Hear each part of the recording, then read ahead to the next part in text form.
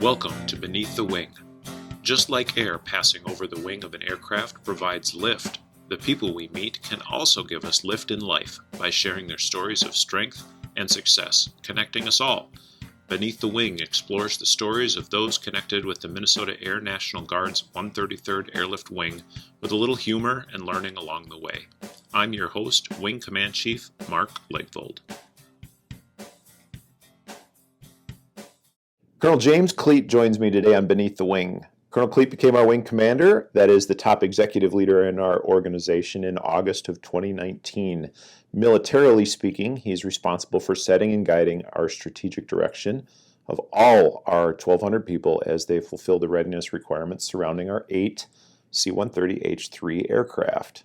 He's also a husband, father, and a history buff, so in this special Veterans Day edition of Beneath the Wing, we'll learn a little more about him as well as some good history. Welcome. Well, thanks, Chief, for the outstanding introduction. I appreciate it. That's what I do. Hey, let's start out with how you got here. What got a young James Cleet interested in military service in the Air Force in general? Well, I lived on Air Force bases my entire life, pretty much. My dad was a C-130, when I was born in Hawaii, Hickam, C-130 winch operator, which I'll explain here in a second, and then a flight engineer. So he wanted me to fly C-130s forever, but I broke his heart at some point there. We'll get into that. But grew up on Air Force bases, watched my dad do his thing, spent a lot of time in Hawaii on the beach with the different crews.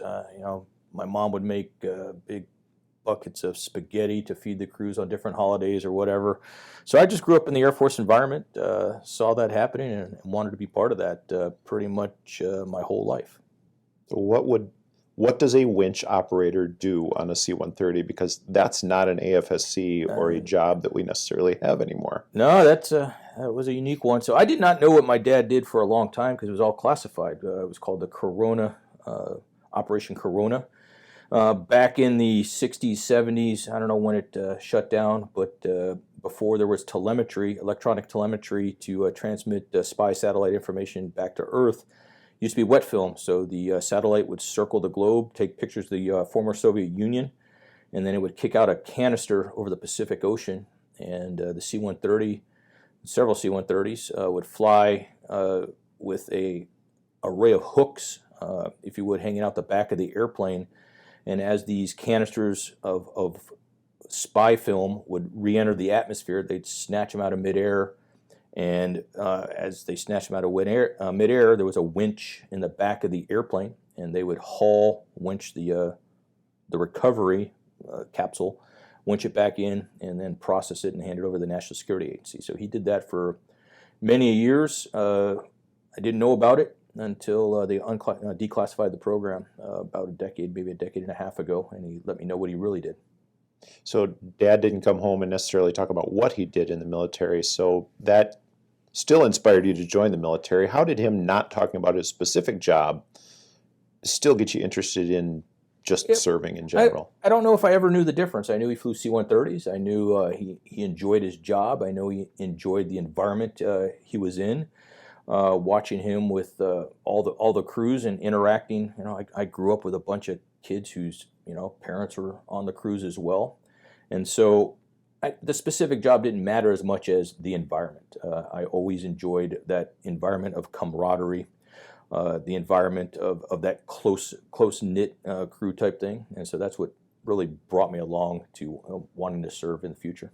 Were you on base housing when you were living in Hawaii or off? I was on, both really. I was at Eva Beach off base, but then I spent the last 4 years that I really remember in Hawaii on Hickam. As a kid, one would think growing up in Hawaii would have been a whole lot of fun. Was it hard too?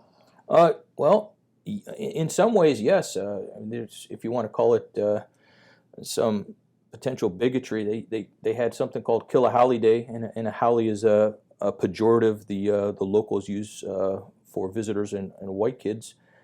And going to school sometimes was rough. You were the minority. If you want to say the shoe was on the other foot in Hawaii for some of that.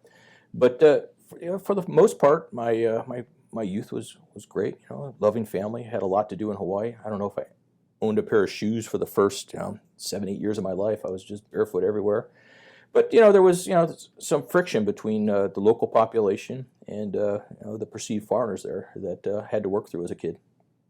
You're now the executive champion, or one of the executive champions, for the Asian American Pacific Islanders Special Emphasis Council here in the state. Did that, growing up in Hawaii, that sense of being the minority, did that shape your enthusiasm to support that? I would say cause? yes. I mean, I volunteered to be the Minnesota champion for the AAPI. Both growing up in Hawaii and frankly my later service, where I served in Japan and Korea, led me to want to do that. Like you said earlier, I have a penchant for history, and culture. So since I lived there, having been exposed to those cultures has interested me. Having been exposed and been on the different islands where World War II battles and such took place, I've always had an interest in that direction. So volunteering for this was just a natural extension of that. And frankly, I like the food, so it's always a bonus. It is a good bonus. At some point, you grew up, you graduated high school in Hawaii. You decided to. I didn't do high school in Hawaii. My dad retired. That's right. And then, I did high school of all things in Pennsylvania. Somehow you got interested in commissioning and going to the Air Force Academy. What drove you to the academy? It's all related, but I was in the Civil Air Patrol through a teenager. So I did high school in the Civil Air Patrol. I got a pilot's license through a scholarship through the Civil Air Patrol. And so flying was a passion. So I combined the passion for flying and the passion for service and my propensity to enjoy the military environment. And I was looking for a way to do that. My dad was influential as this as well. He said, hey, if you're going to go into the Air Force, maybe you ought to try doing that as an officer, particularly if you want to fly airplanes. That might be a requirement. And so he helped me research options. And so I was just a kid going through high school, not knowing paths to become a pilot. And so as we started researching that together, this was well before you could just Google it. The Air Force Academy became an option, and I applied. Wasn't an easy path, actually. I applied the first year, didn't get in. Had to go to a year of college to prepare for it, and then entered the Air Force Academy, and that started what has now been a 31-year career. Enjoying it. What was the time like at the Air Force Academy? For somebody like me, I mean, I understand what the college experience is like, but that is a completely different animal, isn't it? Unless you live it, there's probably, about 10 folks on the base who've done it. It's hard to explain. It's a combination. Let's say there's always pressure for 4 years, and pressure comes from different ways. You can never do everything the Air Force Academy has to offer. You can't do it all. So you have to make decisions, and that leads to pressure. So you can decide, hey, I'm going to concentrate on the military side of this thing, or the academic side of this thing, or the sports side of this thing, or try and spread yourself out. I got into some of the flying clubs there. Like I said, I always wanted to fly, so enjoyed that. Academically, it was challenging for me, so I had to work really hard on that. And then militarily, there's always pressure, especially your freshman year. It's like 1 full year of basic training. It's just nonstop. And then as you become a sophomore, junior, and a senior, it becomes a little less regimented. But you're there on behest of the taxpayer, so it's always pointed out to you that your job, the American taxpayer is paying for you to go to school, so your job is to study. Your job is to learn and to become a good officer. And so for 4 years, that's what you do. That kind of instills that sense of you're serving the public immediately as of day one with our commissioned officers that go through the Air Force Academy. There's times when that pressure really does maybe cook the heart and soul of some of those folks. What were some of the more challenging times during your time there at the academy? There's a very large break when you go there between your civilian self and your military self, and I think some folks struggle with that. The regimentation, going from, if you want to call it a civilian, to a remarkably regimented 24 hours a day environment, that's difficult for everybody, right? No one gets that 100% right. It's more difficult for some than others.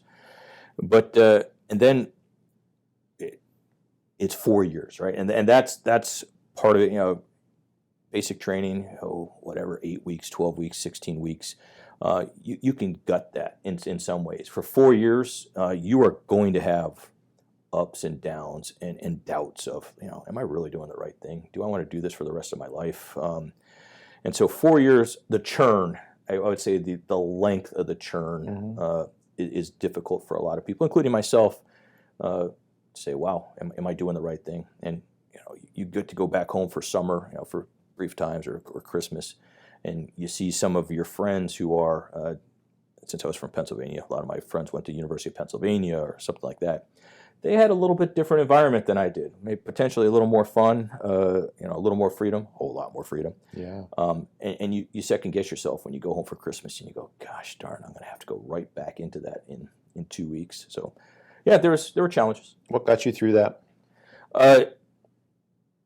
Combination of things. I got in with a group of other cadets at the Air Force Academy that I enjoyed spending my time with, that were supportive of each other outside of the military environment there.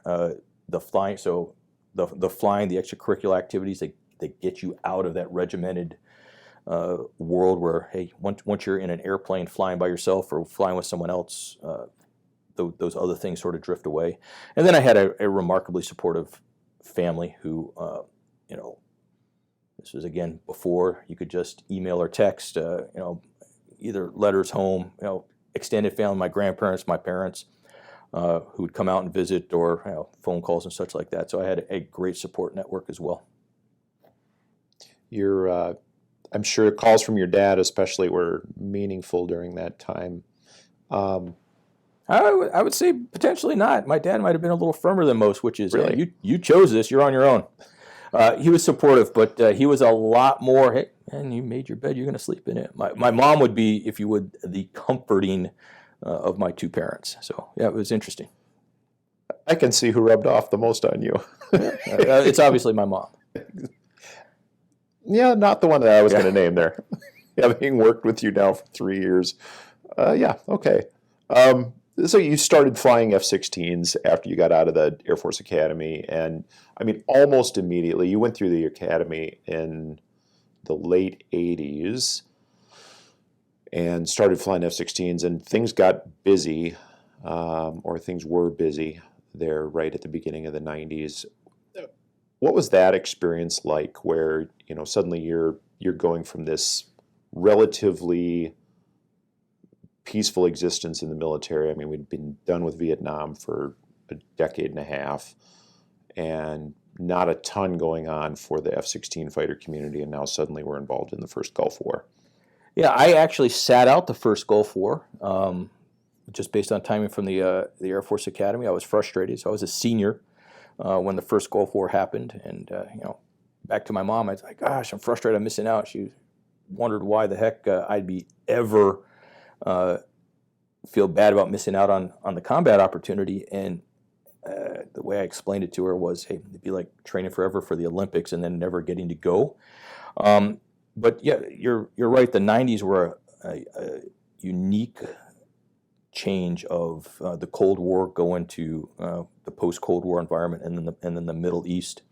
And so we started getting busy, just Air Force wide, and then F-16 in particular, because it was just then becoming the mature machine that it developed into. And I deployed to the Middle East a lot. It just became part of my career. For better or for worse, every place I went, for example, I showed up first duty station in Misawa, Japan, and 6 months later I was in the Middle East, and then 18 months later I was in the Middle East, and then right as I was going to PCS to another air base, they extended me to deploy to the Middle East again before I PCS'd. So that was sort of my career. Everywhere I went, I had the opportunity. and thankful for it. I say enjoyed it, but I learned a lot from those deployments about myself and about other people. What did you learn about yourself in those deployments that have kind of carried you through in your career?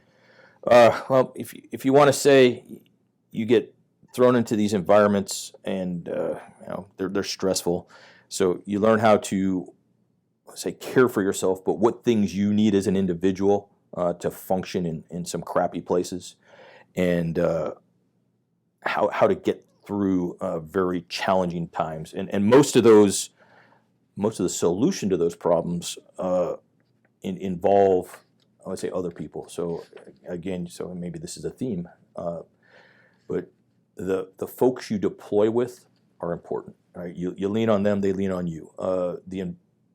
The best times of my military career deployed were in some pretty challenging places, but it was the people that I deployed with that made it tolerable. And frankly, back home, it was challenging. It's no surprise. I was married and divorced, and it was the folks back home who supported the family, supported me, and sometimes it always didn't work. And so the guys in your unit, for me, the fighter squadron, became family, and then that's how you got through those tough times. They talk a lot about the camaraderie and that sense of family in military units, especially ones that go through really, really difficult things. And when we roll into Veterans Day and people say that it is good to honor our veterans in the service that they performed for the country, how that's shaping that sense of family within Veterans Day. Do you think the average person really understands that sense of camaraderie that's built through the difficulties? I would say no, through no fault of their own. It's just, it's hard to describe. Unless you served in one of those units, and there's different senses of camaraderie in different units at different times, right? It comes and goes, and each one's got a personality. Each unit's got a personality, and that changes over time. It's sort of like a professional sports team in some ways. Unless you served on a professional or played on a professional sports team, you don't know what that camaraderie is. So trying to explain it, and I've tried to explain it to my kids. They get bits and pieces, but stories only go so far. Living it is the only real way that you can understand it. So I think there's value in trying to explain it. I think there's value trying to share it and through whatever manner. There's been plenty of books written about it and all that. But unless you're living it, I think it's a really difficult thing to explain to other people. You mentioned that you were married, then divorced, then you got married again, and you lived as a dual military couple. Was that a challenge? Yes. So my wife, Eva, was a flight surgeon, and then flight surgeon in Duluth, and then the state air surgeon. Fortunately, she didn't deploy a whole lot. I was doing the bulk of deploying, but there's some challenges, dual military, right? Deconflicting schedules. And she's an accomplished woman, just not militarily, but just her civilian job as well. So there's always been a time management thing in my family that we've had to work on and overcome. She also has a strong personality. So therefore, we have that to manage, two strong personalities. But it's been good. We've grown a lot over the years. She retired about 4 years ago now, and so now she's working specifically on her civilian job. And out here at the wing, we have a lot of folks that have that dual military. A lot of challenges that go along with it, but one of the great things about that is you don't necessarily have to explain why what we're doing is important, and that sense of camaraderie and family and fellowship that we have out here. Yep. Different in the medical field where your wife worked compared to the flyers and all that. Pretty easy to understand when you have to go and fly and go and deploy. Maybe that balance is a little bit easier that way. I think one of her advantages of understanding my environment was when she was a flight surgeon, obviously she was attached to the fighter squadron up in Duluth.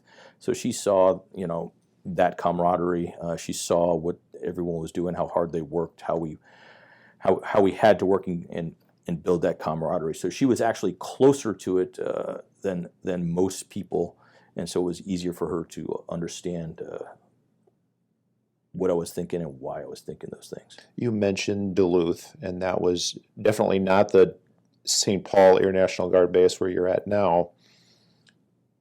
Is she the reason you ended up in Duluth? She is. The short story is this. Like I said, I was divorced living in Germany. She was also divorced living in Germany. So what you had was two 30-year-old people in a foreign country, and we just naturally started hanging out with the other group of folks around the same age, and we started dating. And she was getting out of the military at that point. Well, I say off active duty, so we were both on active duty at this time. And she came back to Minnesota for her residency, and I just came back to visit. And while I came back to visit, I drove up to Duluth and started asking some questions about the Guard. I didn't know much about the National Guard at that point, but she was here in Minnesota. I went up to Duluth and learned about them, and took a job with Duluth and spent several years up there prior to coming down here. What brought you down here? Really saying yes to an opportunity. So Colonel Jim Johnson simply asked, "Hey, would you be interested in coming to the 133rd?" I said yes, and I guess the rest is history. So you have to switch from flying a single-engine little fighter plane all by yourself to a big plane, not super fast, and a full crew. What was the most difficult struggle or what was the most difficult challenge in switching that entire airframe for you? It recognizing this is an internal conflict with me. Recognizing I will never be as good in this airplane as I was in the F-16. Right, so it's a humbling experience. So Colonel Johnson hired me to be the OG. That's the Operations Group Commander. Operations Group Commander, and your job there is not to be the ace of the base. You want to be a competent pilot, but you're worried about your airmen's training, flying hours, right? Taking care of their careers, their professional military education, on and on. You just weren't going to have the hours available to become the best C-130 pilot that you could be. So I had to admit early on that although I would love to learn everything about this airplane, I was just never going to be as good as someone who grew up in it. Did that type of immediate change into something uncomfortable make you a better prepared for a wing commander position? I like to think so, because what it made me do was depend on others for expertise. I mean, you always have to do that in your career. You're never going to be an expert in everything, but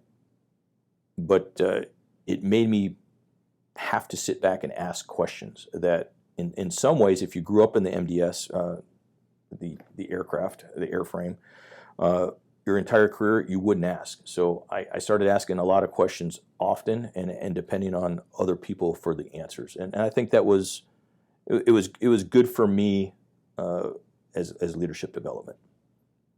You moved into the wing commander position, and you talked about working in crappy places, and now suddenly you're in charge of this base. Are you saying this is a crappy place? I don't believe that to be the case. I tell you what, I like where we work. I've loved the people here for a whole lot longer. Well, I've been here longer than you, so it's easy for me to say. But you become wing commander in August of 2019. COVID hits. C-130 mission retention hits. George Floyd is murdered, and the entire National Guard is mobilized. We fly out to D.C. There's a growing threat in China. You just keep on naming this is a great place to work, but we face some pretty crappy situations. How do you stay emotionally and psychologically healthy when leading a big organization with constant swirl like this? I think it's different individuals do it differently. The way I do it is I compartmentalize and then prioritize. And so and this is not flippant. It is literally, is it going to kill me right now, or affect me right now? No. Okay, then I have some time to think about it, and then I can sit down and think about the problem sets, and then develop a plan to attack them. Sometimes, if you talk to my wife, I compartmentalize too much. I don't share, and I take some of this type of stuff home, and so since I do have a good support network at home, she'll pull it out of me and help decompress me. But I prioritize. Hey, this is the things that need to happen right now, and then we make decisions on those, and the best decision we can. I'm not saying we get them all 100% right, but in retrospect, there's always things you can do better, but sometimes you don't have the time. And then after you deal with those things that are right on your, the near rocks, the things that's going to get you in trouble right now, then you plan for what you think is next. Sometimes those things happen, sometimes they don't. But if you fail to plan, it's going to become more difficult. So prioritize for me is really important.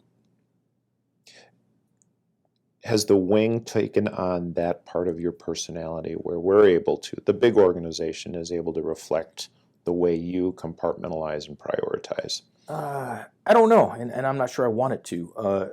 That is my leadership style. I rapidly try to figure out what needs to happen and go execute, and then leave those things that I can think about till later.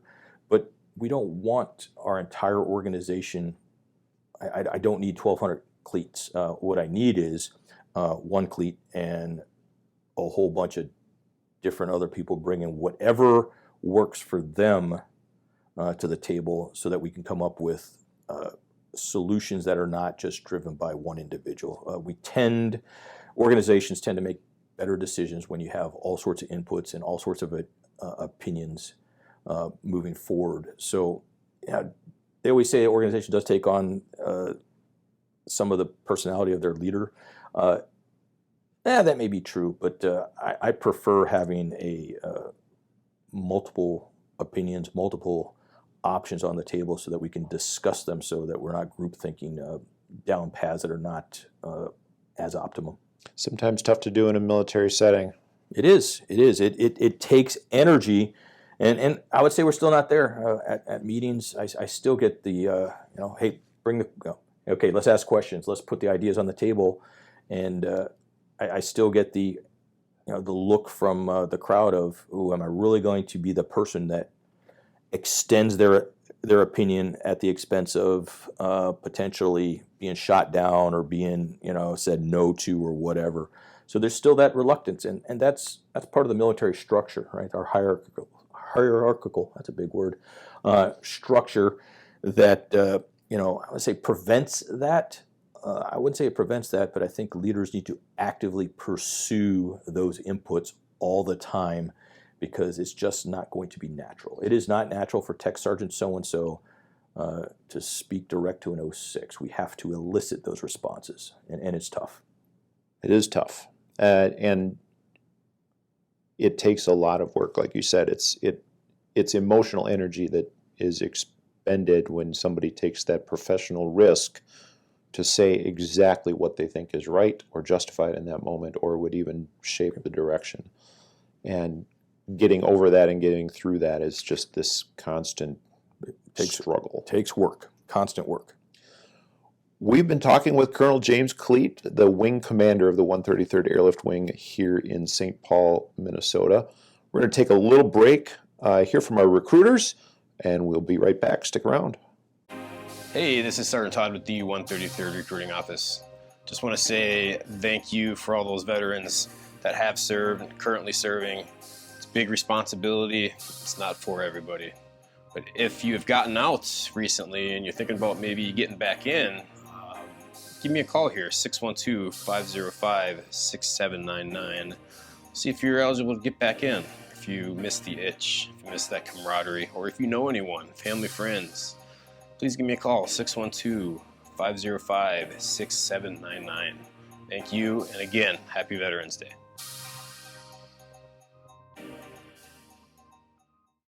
Thanks to our recruiters for that great message. If you're interested in serving in the Air National Guard, please reach out and contact them. we need good people. We've been talking with Colonel James Cleet of the 133rd Airlift Wing, our wing commander. Welcome back to the second part of Beneath the Wing. Thank you very much. Absolutely. So let's talk a little bit. We learned about your history. We learned about how you got into the military. Veterans Day being today when this is getting released, you are a historian and a collector. Let's talk about collections first. Okay, good. You're a collector of the M1 Garand rifles. Why is that an important piece of military history? As General Patton said, it's the... I'm going to get the quote wrong, so that'll be a flaw here, but the greatest battle implement ever produced. So, it started prior to World War II, but in many ways, it is what won World War II for the U.S. military. The fact that we had a reliable, mass-produced, rapid-fire, in semi-automatic rifle when many of our adversaries only had bolt-action rifles, and it gave our soldiers on the battlefield a competitive edge, and it mattered. And so I've been collecting different variations of that forever. We used the M1 Garand through World War II in Korea. It's been in foreign service around the world, the Philippines, Denmark, Holland, all over. And so I've been collecting different variations of the M1 for years. Explain your collection. I mean, it's more than just I see a rifle and I go out and buy it for you. No, I buy many rifles and disassemble them to find the right parts to produce one correct rifle. So just for example, if a rifle has got a serial number of January 1943, I'll try and find all the parts in Springfield Armory, Winchester, whomever, labeled all the parts. So I'll find every single part from January 1943 and assemble one, what they call it, correct rifle to put on the wall.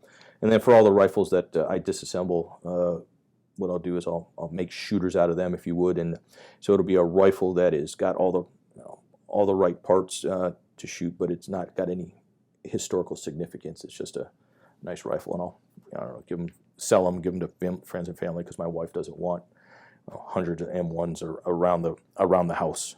Takes up a lot of space. Takes up some space. I got a couple gun safes that they're stored in. You are.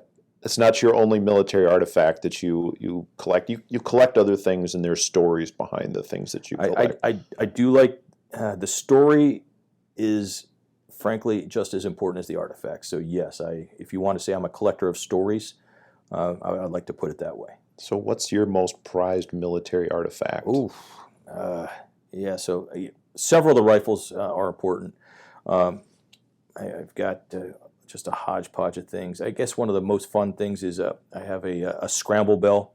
It's from a British air base, World War II, and it's the bell that they actually rang to scramble the fighters to go battle the German fighters coming across the channel. So they'd ring the bell, the fighter pilots would jump into their Spitfires or P-51s or whatever, Hurricanes or whatever they were flying, and go up and fight the Battle of Britain, and then post-Battle of Britain, the German bombers coming across the channel. That's sitting in your office. It is sitting in my office. Yeah. Just above that, there's another artifact, not from the Allied side of history. Yeah, it's that's the so there's a sword, and it's attached to a good luck flag. So, like I said, so while I lived in Japan, history. So this is a sword that was given to Japanese soldier by his family, probably. Again, I don't know the exact history because I don't have it traced back to the individual soldier. But the blade is significantly old, dated roughly from the 1500s. It's got new hardware on it, though, for the World War II time. And this soldier gave his life on the battlefield, and an American picked up the sword and the flag, and it's sitting in my office as well. if I knew the family, I'd hand it back to them, but I don't. So just as a way to honor soldiers in general, yep, it's displayed there. Come on by if you want to see it. So what does the history of war teach us about the importance of peace? There's a cost. There's a cost to be bared by each generation in different ways. Peace can't be assumed. I don't think we've had frankly a pretty good stretch of peace. If you want to, we had the Middle East conflicts and such like that, but we haven't had large World War I, World War II scale wars in a while. But there's I would say there's people and systems in the world that are in conflict with what we value in our country, which is individual freedoms and liberties, and there's a price to be paid for that. And I would say that if we don't work really hard while we're at peace to deter people from taking that from us, we may have to pay that price again in blood in the future. And I would prefer if we don't have to, but if we do, I believe that there are Americans who will stand up and say no and pay that price if required. Is that sense of mission really what drives you as a wing commander? Yes, it drives me. I would say a corollary to that, what drives me is I'd rather, if I'm going to be wrong about war and airmen, I would rather be wrong in the fact being more prepared for war and combat in our federal mission and never have to use it than not be prepared and have to use it. So I would, if I'm going to air, I'm going to prepare our airmen for the worst case scenario. You can never really be prepared for that, but we can get skills, wartime fighting skills, mental, if you would, thinking about what's going to be required of heavy combat, and prepare our airmen in that way, and hopefully never need it, then just pretend it's not going to happen, or prepare for a lower level of war and not be ready for the high end. I would much rather, and I've used this quote more than once, which is, the more we sweat in peace, the less we bleed in war. It's not mine. I think it's Schwarzkopf's. But I definitely lean in that direction. There have been generations and generations of veterans that have sweat a whole lot and never gone to war. Is their service to the country just as valuable as those who have deployed? Or is it different? Nope, it's just as valuable. Why? Because their sweat, their deterrence, saved lives. You can't put a number on it. You don't know how many it happened, right? The fact that we went through a Cold War, I have no idea how many people would have died if we went to a full-up war. But their service over that time prevented that, and that is remarkably valuable. It's difficult on Veterans Day to put some sort of hierarchy on the level of service of a veteran. I don't try. I don't. If someone volunteered to put on this country's uniform at some point in their life, I value that service. And then I put a period after that, and that's all it takes. Yeah.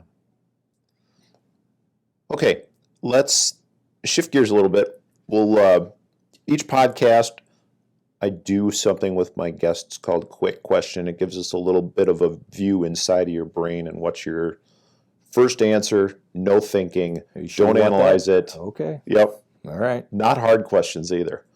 We'll start off with the easy one. All right. C-130 or F-16? Yes. Cop out. Okay. Beer or wine? Wine. Flying or sailing? Oof. Flying.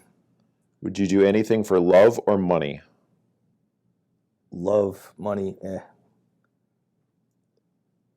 You got to give an answer here. What would I do anything for Anything love for or money? love or money? Oh, I thought you were telling me to pick one. Pick Things one. I love or more money. No, I would not do anything for love or money. Okay. Apple fritter or Danish? Fritter? Best heavy metal band that you've seen in concert. Tool, outstanding concert, highly recommend it. Best metal band overall. If it's not Tool, I'd go with Metallica. Good call. This is why we get along, by the way. Okay, flying or sailing was one of those questions that I asked, and one thing that folks don't necessarily know about you is you sail. I do. Tell us about that. I say I picked it up as a hobby several years ago. Went on a sailing trip where we hired a captain and enjoyed that, but maybe it's a control issue. Maybe it's just a... I was going to say, please don't tell me this is a control thing. Maybe it is. I don't know. But I said, hey, I think I can do this. So I started taking classes, and I got my skipper's license, so I can rent and sail boats up to 60 feet. And so it's been sort of a family vacation. I say tradition at this point is it's our big vacation a year. I don't get to take a lot of vacation, so when I do, we make it big. And so we just came back from 2 weeks in Croatia. 1 week of it was sailing there. It was great.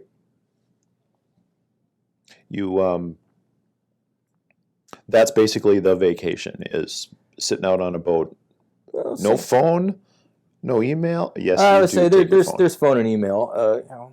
But when you get close to a port, you got better Wi-Fi. But yeah, it's a typical day is wake up in the morning, have breakfast, sail to somewhere to do something you want to do, whether that's snorkeling or hiking on the side of a hill or whatever. And then another half a day sailing, park it in a small town probably, have dinner in town, and just call it a RV on the water. How about that? Yeah, but there's something about being on the water, isn't there? I don't want to. No, don't think I want to be in the Navy or be a sailor or anything. But yes, have enjoyed that change of pace. Yeah, I like my 18.5 motorboat, but yep, I can see how sailing would be just something absolutely peaceful. Okay, so we've been talking a little bit about history. Do you know who James Henry Cleet is? Oh, he's an artist, not related. I'm so impressed. As far as I can tell. Yes, absolutely right. So he's a somewhat famous photographer and painter from England, and most of his work centered around what? Ships. Yeah. One of his paintings still on display in South Shields Art Gallery is the Mission ship. So I found this piece of history kind of interesting in that you sail, and he did a lot of stuff with boats and sailing. What does sailing teach us about leadership? Oh, I've never thought about it because it's just a recreation. Sailing, it's technical. That's partially, I think, why I like it, but it's slow, right?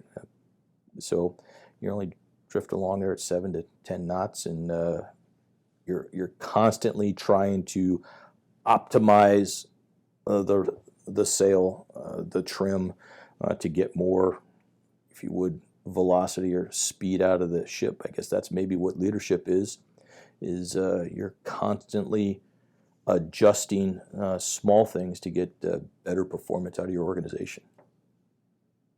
Is that you grew up going fast in a plane, and now leading a big organization that sometimes goes slow, and you're making constant adjustments? Is that? I guess you could draw, if you had to, some sort of correlation there. When you're flying your F-16, you just have the mission, right? And you're leading a 4-ship or an 8-ship or whatever, but you just have the mission. But when you land, you plug yourself back into the real world. I would say that organizations in general, maybe by design, move slowly. I have not accomplished as many or as much things as I wanted to in my time here. That's because you don't realize how slow organizations change, culturally change, mission change, and then as you addressed early on in the podcast, and things like they're going to take your C-130s away, or COVID, or George Floyd get thrown in there. Your plans to get the organization to where you want to, or things you ought to do, get changed for you by outside influences and the environment. So it's good. And so I would say, commanders, leaders at all levels, give yourself some grace in not accomplishing your goals. Have lofty goals, but recognize it's a slog. It's going to take a lot of time, and you're not going to change it as much as you thought you were. And that's okay. It takes a little bit of organizational grace and personal grace to just kind of look beyond that and say, hey, we got through the hard stuff. Yeah. Probably better for it. I hope so. Someday I'll either retire or move on or whatever that looks like for my future. And the question I'll ask myself and how I grade myself will be, hey, are we better than we were? Not how much better, but did the needle move? And if the needle moved, I'll be happy. So do you think the needle has moved? Well, good question. I believe the needle has moved. We're certainly, I would say better. Better is a difficult word, but I would say more prepared to go after the high-end fight than we were before. Some of that hopefully was some leadership I was able to provide, or the leadership team in the wing was able to provide, and some of it's environmental, as far as we just have to be, right? The threats we face now are different than 3 years ago and 10 years ago, and we have to be in a different place. So it's probably a combination of the environment that we're operating in and the leadership team pushing to make sure that we're better. So I hope so. I think so. I do too. I both hope so and think so. We've been serving here together in our two capacities, for about 3 years, give or take. And we're rounding out our time serving together, still facing a ton of challenges and uncertainty, especially in the Pacific. Mm-hmm. What gives you hope? Oh, I'm hopeful all the time. I guess, back to my personality, some folks will say I'm very stoic and, hard-nosed or whatever, but I am a remarkably hopeful person, and what gives me the most hope is airmen. We've got good people entering the organization, good people serving in the organization. We don't all agree on the different paths forward, nor should we, right? We're supposed to have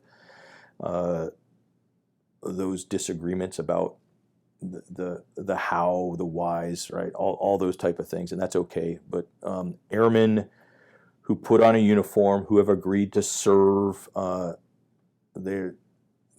if you want to know what makes me come to work every day, that's it, right? Serving with people who put on this uniform and are willing to bring this organization and the United States military to the next step and face the future conflicts or challenges. I have remarkable confidence in those airmen and therefore a lot of hope. When you took on the role of commander, there's in military culture, when somebody takes on the CEO or the commander position, the flag is literally passed from one to the next. And there's usually a good celebration after that, and there's hope and there's anticipation and all that. You did something unique in yours, where rather than have people line up and say, hey, congratulations to you, you wanted them to say thank you to some important veterans. Yeah. Veterans from the Vietnam era. Why was that important to you? Because it's not about me, nor should it be. I've had plenty of opportunity to gain whatever accolades I'm going to get in my career. At a certain point, you shift, and it is literally about others. Whether it's about others in the organization, giving them the tools that they need, the resources they need to be able to be their best. And in this case, it was about some Vietnam veterans who, as I said during my change of command speech, I've walked into many coffee shops and had coffee purchased for me, and thanks for your service. And these folks never got that. And in many ways, the reason we get those thank yous is because when they came back from Vietnam and were treated the way they were treated, they said never again. We are not going to allow another generation of American service men to be treated this way. And so I wanted to take just a small opportunity to say, hey, thanks to you, and let those 10 individuals stand up and be recognized. What do you think is the best way people can honor veterans on Veterans Day? They don't want any more than a thank you. Literally, yeah, the coffees are nice. The occasional meal, if you would, that's paid for by someone else is nice, and it's a gesture. But just an honest thank you. Understand that your service wasn't somehow a sacrifice either to you and your time, to your family, away from them, whatever that is. And there's just so many ways that servicemen have served, servicemen and women, that you can't cover it all. But a thank you for your service. That is all. You see that veteran, and we all know him, right?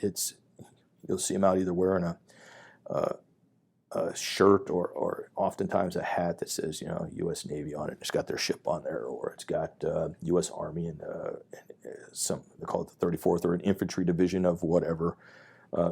They're a veteran by the way they hold themselves. You'll see them at a ball game. They're the guys who are standing up a little straighter during the national anthem. Just say thank you. Simple. Colonel James Cleet, thanks for your service. Thanks, Chief. And thanks for joining me on Beneath the Wing. All right.